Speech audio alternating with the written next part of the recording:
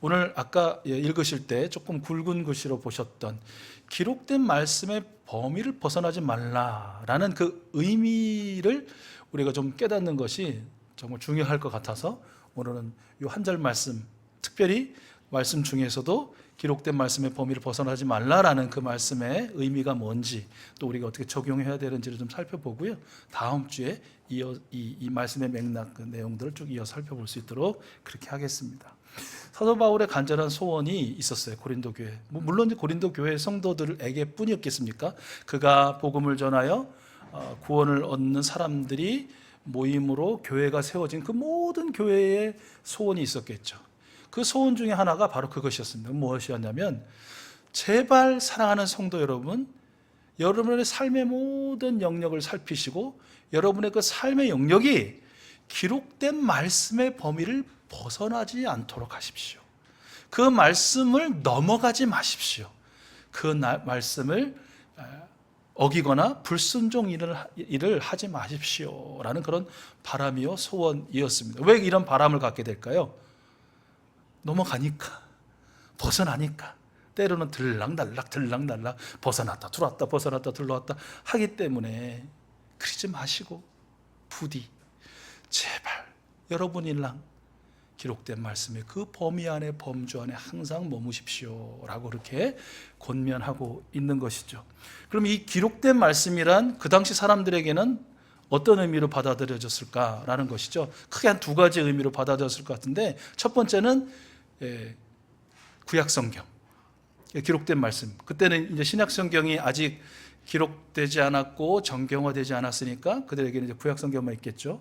근데 구약 성경이란 이름도 없었을 거예요, 그때는. 그러면 그들은 어떻게 불렀느냐? 유대인들에게는 타나크라는 게 있었죠. 그러니까 창출내미신, 우리가 줄여서 5권의 율법서를 토라라고 그들은 부르고요, 그죠? 그리고 또 예언서를 묶어서 네비임이라고 부르고, 또 여러 가지 시편이나 잠언, 성문서들을 묶어서 케투빔이라고 불렀어요. 그러니까 요 토라, 네비임, 케투빔의 첫 글자만 따서 타나크라고 불렀죠. 그러니까 그들이 가진 경전은 타나크라는 거예요. 그것이 기록된 말씀이었어요, 그 당시에. 순서하고 분류가 조금 우리하고 다르긴 하지만 우리가 가지고 있는 구약 성경과 거의 같은 것입니다. 그러니까 기록된 말씀의 범위를 벗어나지 말라는 것은 여러분에게 지금 여러분에게 하나님께서 주신 그 타나크, 유대교의 그 경전이 성경의 범위를 벗어나지 마십시오라는 말과 같은 것이다 라고 이해할 수 있습니다.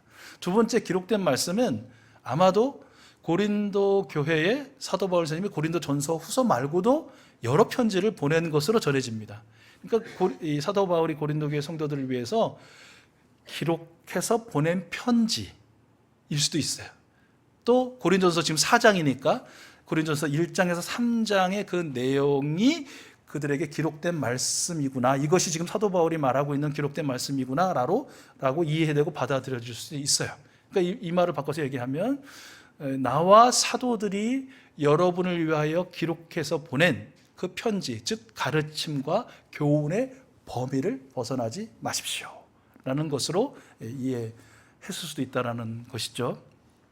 우리가 종합해 보면 그런 것이에요. 고린도 성도 여러분, 제가 여러분의 간곡히 부탁합니다. 여러분이 신앙생활을 하든 또는 생활신앙으로 사시든 성경의 범위 벗어나지 마시고, 저와 여러분을 위했던 많은 사도들이 여러분에게 부탁했던, 가르쳤던 그 교훈의 범위를 벗어나지 마십시오 라고 그렇게 부탁하고 있다는 것이죠. 이것을 오늘날 우리에게 적용하면 똑같이 마찬가지로 이렇게 되는 것입니다. 사랑하는 익수수 교회 성도 여러분, 신구약 성경의 가르침과 교훈의 범위를 벗어나지 마십시오. 긍정문으로 바꾸면, 익수수 가족 여러분, 여러분은 여러분의 인생을 살아가실 때 신구약 성경의 범위 안에 머물러 사십시오 라는 이 말씀인 것이죠. 옳고 그름을 판단할 때가 있습니다. 그리고 해야 할지 말아야 할지 또 판단해야 할 상황이 있죠. 어느 방향으로 내가 어떻게 가야 할지에 대한 그런 또 이 선택과 결정을 해야 하는 순간이 있습니다. 그럴 때 그 모든 것을 포함한 여러분의 모든 인생의 영역에 있어 절대 기준이 뭐냐, 상대 기준 말고 그때그때마다 바뀌고 그때그때마다 변화되는 거 말고 언제나 정확하게 절대적으로 잣대 삼아야 할 그 기준이 뭐냐, 그것은 성경 말씀이다 라고 이해하시면 될 것 같습니다. 그런데요, 여기서 우리가 한 가지 짚어야 될 게 있어요. 그건 뭐냐면 우리의 삶의 절대 기준이 성경이다 라고 했을 때 그 말 안에는 어떤 위험성을 내포하고 있더라라는 것이에요. 우리가 경험하는, 우리가 보는. 뭐냐면 첫 번째는 성경을 자기 멋대로 인용할 수 있어요. 그렇지 않습니까? 성경의 창세기부터 계시록까지 66권이 있고, 그리고 그것을 관통하는 통전적인 어떠한 가르침이 있을 텐데, 메시지가 있을 텐데, 그거 다 무시하고 그냥 전후맥락 다 무시하고 문단 무시하고 장절 무시하고 그냥 내가 마음에 드는 것만 똑 떼가지고 전혀 다른 의미의 말씀으로 변질시킬 수 있더라라는 것이에요. 이단들의 특징이죠. 구약에서 이 말씀 탁 띄갖고 오고 신약에서 이 말씀 탁 띄어가지고 두 개를 탁 갖다 붙여서 이것은 우리 이단 교주를 가리키는 말이다라고 해석하는 식입니다. 이런 식입니다. 성경이 절대 기준이긴 하지만 그것이 자기 멋대로 인용되어 되는 것이 용인된다라는 말은 아니라는 것 기억해야 될 것이고요. 두 번째, 성경을 비슷하지만 자기 멋대로 해석할 수 있습니다. 그렇죠? 똑같은 말씀인데 어떤 때는 문자 그대로 해석해요. 이 토를 안 달아. 그랬으니 그랬다라고 얘기해요. 그런데 똑같은 말씀을 똑같은 사람이 어느 때는 이거는 문자적으로 해석해야 되는 게 아니고 은유적으로 해석해야 돼. 요 뒤에 어떤 비유가 있고 내용이 있는 소위 알레고리라고 우리가 말하는 그런 풍의적인 방법으로 해석을 해야 되라고 한다는 거예요. 누가? 내가. 어떤 말씀을? 똑같은 말씀을. 이런 위험성이 있어요. 자기 기분이나 상황에 따라서 성경의 해석자가 되는 것입니다. 그런 위험이 있다는 것이고요. 세 번째는 자기에게 이익이 되는 방향으로 역시 성경을 적용할 수 있어요. 이게 소위 말하는 말씀 묵상 큐티의 위험성이에요. 실컷 말씀을 묵상하고 이 말씀이 오늘 내게 주시는 그 은혜가 뭘까 해놓고 결국 취사 선택하는 것은 나한테 유익한, 내게 이익이 되는 방향으로 그래서 해석하고 또 적용해 버린다는 것이죠. 내 편리대로 성경을 볼 수 있는 그런 위험이 있어요. 나아가서 성경이 절대 기준이다 라고 서로 주장하면서 나와 너가 싸웁니다. 우리와 너희가 부딪힙니다. 그래서 어떤 일이 벌어지나요? 수많은 교파, 수많은 교단, 그 안에서도 수많은 교회가 분열하고 분쟁하는 이유 중에 하나가 바로 성경은 절대적인 기준이야 라고 주장하지만 그 안에 내가 해석자가 되고 내가 권망자가, 내가 적용자가 되고 내가 실천자가 되는 그런 위험성에서 비롯되는 것이다 라는 것이에요. 자, 그러면 여기서 우리 모든 삶의 절대적 기준이 성경이다, 신구약 성경이다 라고 하는 말의 진짜 의미는 뭘까? 이걸 알면 그런 모든 위험성은 사라질 것이고 그 모든 어려움들은 우리에게 주어지지 않을 것이다 라고 생각합니다. 그러면 성경은 어떤 책인가 라는 것을 먼저 알아야 되겠죠. 그렇죠? 절대 기준이 성경이 어떤 책인가? 여러분, 성경은 어떤 책입니까? 여러분 나름대로 한번 대답해 보세요. 여러분, 신구약 성경은 어떤 책이죠? 네, 그런 책이죠. 네. 성경은요, 역사책 아닙니다. 어떤 분들은 성경을 온 우주의 시작부터 시작해가지고 마무리까지 그 역사적으로 쫙 설명해 놓은 책이라고 그래요. 성경에는 물론 천지창조 이야기도 있고 이스라엘의 역사 이야기도 있지만 그렇다고 해서 성경이 역사책은 아닙니다. 또 어떤 분은 성경을 법전으로 생각하시는 분 있어요. 법전. 그렇죠. 성경은 오늘날의 모든 나라에 적용되는 헌법, 법의 기초가 될 만한 여러 가지 규례와 법령과 법률들이 있긴 하죠. 기록되어 있죠. 그러나 성경이 법전은 아닙니다. 또 어떤 분은 성경을 교훈집 또는 정말 아름다운 시집으로 알고 있는 분도 계세요. 잠언이나 전도서처럼 여러 가지 금언과 격언들, 교훈들이 있어요. 모아져 있어요. 또 시편이나 아가서처럼 아름다운 시들이 모아져 있어요. 그러나 그렇다고 해서 성경이 교훈집이냐 시집이냐 아니라는 거예요. 마지막으로 어떤 분은 성경을 마치 미래를 점쳐주는 점집에서나 볼 수 있는 그런 책으로 여기는 분도 있어요. 옛날에 그런 비유, 그런 일이 많았었는지 몰라도 제가 조금 지금보다 조금 젊었을 때 그런 비유 많이 쓰셨거든요. 오늘 아침 하나님이 내게 주시는 말씀은 무엇인가? 주시옵소서. 시편 119편 10절이로구만. 뭐 이런 식의. 내가 이 어떤 사업을 해야 될지 모르겠는데 무슨 사업이 좋을지 주여 말씀하옵소서. 딱 덮여가지고 마태복음 8장 8절이구나. 뭐 이런 식으로. 뭐 요즘 그런 사람이 어디 있겠습니까? 또 한편으로 그런 분도 계세요. 차라리 그게 낫겠다. 요즘에는 이렇게 하지도 않으니까. 그냥 덮어놓고 사니까. 그렇게 말씀하시는 분도 있지만 어쨌든 성경이라는 것이 내일을 점쳐주고 뭐 미래에 될 일에 대해서 나에게 알려주고 하는 그런 것으로 여기는 분도 있어요. 토정비결이나 뭐 주역책이나 뭐 이런 책들로 아니에요. 물론 요한계시록 등을 통한 묵시서를 보면 우리의 미래와 우리의 영혼이 어떻게 될 것이라는 기록은 있어요. 그렇다고 해서 그러나 성경이 미래를 점쳐주는 점책이냐 예언책이냐 아니라는 것입니다. 그러면 역사책도 아니고 법전도 아니고 교훈집도 아니고 시집도 아니고 점쳐주는 그런 책도 아니면 성경은 무슨 책이냐 그러면. 우리 대한예수교 장로의 신조의 성경에 대해 설명하는 부분 중에 5번째는 이렇게 성경에 대해 설명하고 있어요. 여러분 화면을 보시고요. 성경은 어떤 책인가? 가장 정확한 설명이고 정의입니다. 우리 한번 같이 읽어볼까요? 시작. 구약 성경은 천지 창조에서 시작하여 이스라엘 민족의 성공과 실패의 자취를 따르면서 오실 메시아에게 초점을 두고 있다. 즉 구약 성경의 모든 사건은 직접 또는 간접으로 그리스도에 대한 준비와 예언이다. 신약 성경은 이미 오신 그리스도의 생애와 가르침과 사도들의 예수 그리스도에 대한 증언과 가르침을 수록한 것으로서 그리스도에 대한 증언이다 그랬어요. 정리하면 구약 성경은 오실 예수 그리스도에 대한 준비와 예언의 책이요, 신약 성경은 이미 오신 예수 그리스도에 대한 증언과 가르침의 책이다.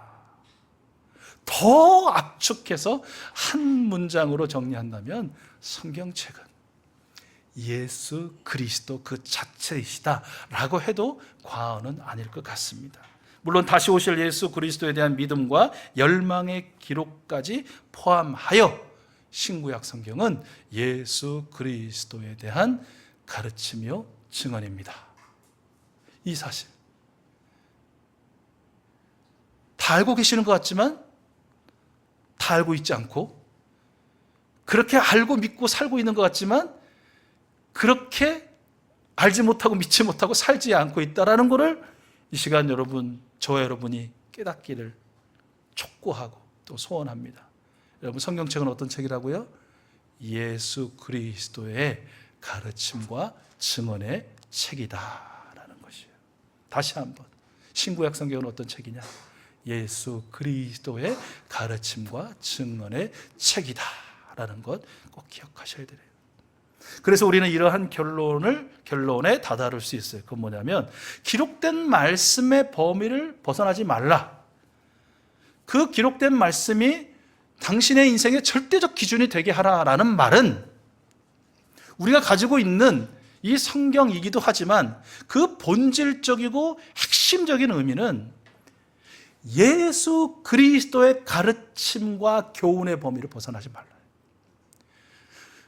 당신의 인생에 있어서 무엇을 결정하고 어느 방향으로 하고 무엇을 하든지 간에 그 모든 판단과 결정의 실행의 기준은 예수 그리스도님이셔야 한다라는 의미라는 것을 여러분 꼭 잘 기억하셨으면 좋겠어요. 정리를 한번 하고 나가겠습니다. 기록된 말씀, 우리가 가진 이 성경책을 절대 기준으로 삼으면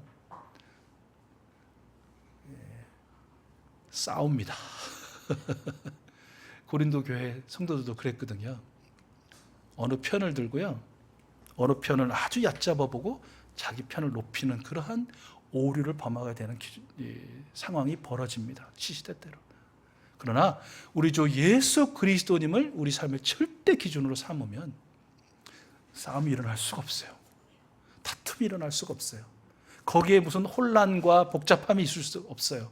굉장히 단순하고 깨끗하고 명쾌하고 확실한 것이죠. 우리가 신앙생활을 하든 생활신앙으로 살든 우리 삶의 절대 기준을 우리 주 예수 그리스도님의 말씀과 그 삶의 걸음과 그의 가르침이 될 수 있기를 소원합니다. 이런 것이죠. 그것을 좀 설명하면 마태복음 5장에 보면 예수님께서 이 5가지 명제를 말씀해 주세요. 소위 우리가 반대 명제라고 부르는 것이에요. 아마 아실 텐데 구약 성경이나 너희 그 조상들의 가르침은 이렇다고 너희가 들었으나 그러나 나는 너희에게 이렇게 말한다라고 말씀해 주신 부분이에요. 이게 그런 거예요. 어떤 기록을 보니까 이래, 타나크를 보니까 이래, 어떤 우리가 가진 탈무드에 보니까 이래, 그러니까 우리는 할 수 있어 라고 주장하는 거예요. 그러나 예수님은 너희가 그렇게 기록된 말씀을 보지만 그것이 너희의 범주가 아니야, 그것이 너희의 범위가 아니야. 지금 내가 너희에게 말하는 이 말씀, 내가 너희와 함께 살면서 너희에게 보여준 나의 삶이 범위고 범주고 기준이다라는 그런 말씀인 것이에요. 마태복음 5장 38절에 보면 예수님 이렇게 말씀하세요. 눈은 눈으로, 이는 이로 갚아라 라고 말한 것을 너희는 들었다라고 말씀하세요. 이게 이제 신명기 19장 21절 말씀이거든요. 그런 거죠. 그 당시 사람도 그렇고 지금도 그렇고. 야, 구약성경 신명기 19장 21절을 보니까 눈은 눈으로, 이는 이로 갚으래. 눈을 상했으면 그놈 눈을 상해야 되고, 이를 상했으면 내가 그놈 이를 뽑아버려야 되고, 이런 거예요. 준 대로 갚는 거예요. 이 받은 대로 갚아주는 거예요. 이게 절대 진리니까 나는 그렇게 해야 되겠어 라고 주장하는 것이에요. 어떤 기준으로? 성경의 기준으로, 기록된 말씀의 기준으로. 그런데 예수님이 이렇게 말씀하시잖아요. 39절부터 42절 이어지는 마태복음 5장 말씀인데 우리 화면을 보시고 같이 읽겠습니다. 시작. 그러나 나는 너희에게 말한다. 악한 사람에게 맞서지 말아라. 누가 내 오른뺨을 치거든 왼쪽 뺨마저 돌려대어라. 너를 걸어 고소하여 내 속옷을 가지려는 사람에게는 겉옷까지도 내주어라. 누가 너로 억지로 우리를 가고자 하거든 심리를 같이 가주어라. 내게 달라는 사람에게는 주고 내게 꾸려고 하는 사람을 물리치지 말아라. 아멘. 여러분, 기록된 말씀의 범위를 벗어나지 말라라는 이 말씀은 기록된 말씀에 눈은 눈으로 이는 이로 갚으라 했으니 나는 그렇게 할래 가 아니고, 우리 구주 예수 그리스도 우리를 위하여 십자가를 지시고 우리에게 죄를 용서해 주시고 부활하셔서 우리에게 영생을 수여해 주신 우리 주 우리 하나님 예수님이 가르쳐준 이 말씀에 따르는 것이 고린도서 4장 6절 오늘 본문 말씀의 의미를 제대로 이해하고 받아들인 그런 사람의 삶이라는 것이죠. 한 가지 더 볼까요? 마태복음 5장 43절에서 우리 예수님 한 가지 더 말씀해 주세요. 내 이웃을 사랑하고 내 원수를 미워하라 라는 말을 너희가 들었다라고 그렇게 말씀하거든요. 이게 레위기 19장 18절 말씀이에요. 내 이웃을 내 몸같이 사랑하는 말씀이에요. 이렇게 말할 수 있다는 거예요. 내가 구약성경 레위기 19장 18절을 보니까 내 이웃을 내 몸같이 사랑하라 하셨은 말씀은 기록되어 있지만 원수를 사랑하라는 말씀은 아예 없어. 그러니 나는 원수를 사랑할 수 없어. 원수는 미워해야 돼. 죽여야 돼. 라고 뭘 기준으로? 성경을 기준으로 말할 수 있다는 것이죠. 그럴 때 예수님께서 이렇게 말씀하시죠. 역시 화면을 보시고 44절 이하 말씀 같이 읽게요. 시작.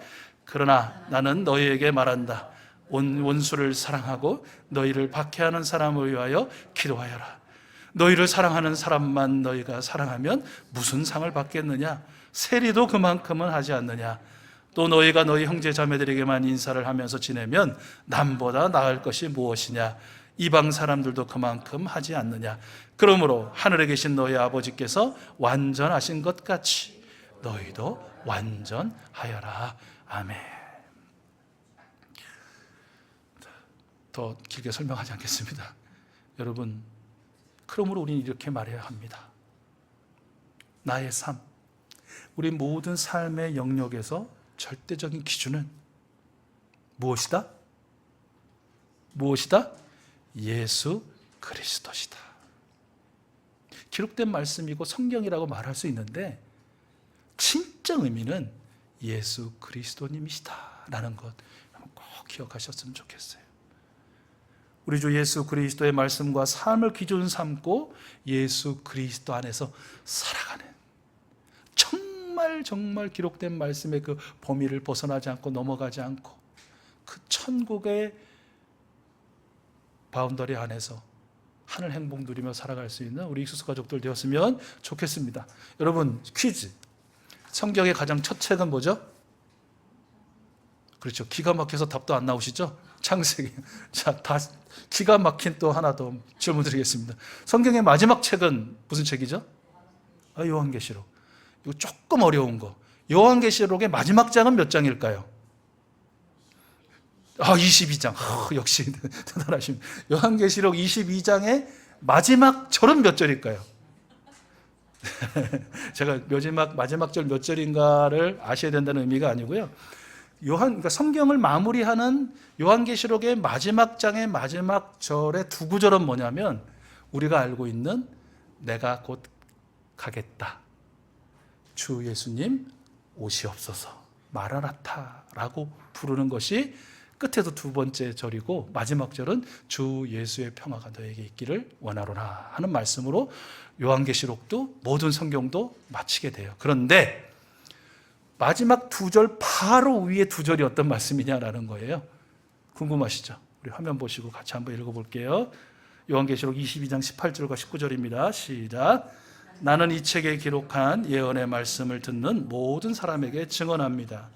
누구든지 여기에 무엇을 덧붙이면 하나님께서 그에게 이 책에 기록한 재앙들을 덧붙이실 것이요, 또 누구든지 이 예언의 책에 기록된 말씀에서 무엇을 없애버리면 하나님께서 이 책에 기록한 생명나무와 그 거룩한 도성에서 그가 누릴 몫을 없애버리실 것입니다. 아멘. 성경 이야기를 쫙 들려주시고, 우리 구주 예수 그리스도의 오실 것임과 오셨음과 그의 삶과 십자가와 부활과 그리고 다시 오실 것임을 얘기하신 후에 마지막으로 우리에게 부탁하신 것, 거기에 무엇을 더하지도 말고 거기에 무엇을 빼지도 말아라. 오늘 우리에게 들려주신 말씀에 근거하면 이 말씀의 뜻은 뭐겠어요? 예수 그리스도의 삶과 가르침과 교훈에